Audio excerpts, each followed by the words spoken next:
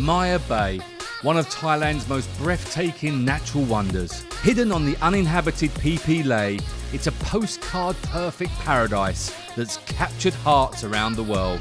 But Maya Bay's story goes far beyond its beauty. Long before it was world famous, Maya Bay was known only to locals and adventurous travellers.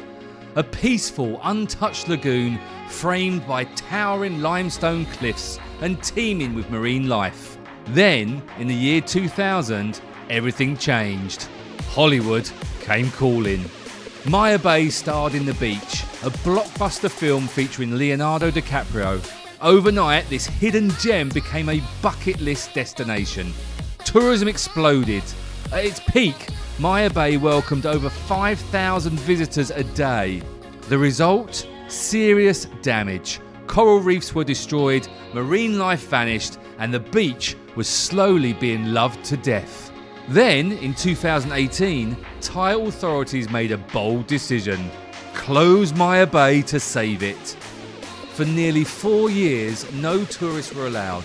Nature had a chance to recover, coral was replanted, sharks returned.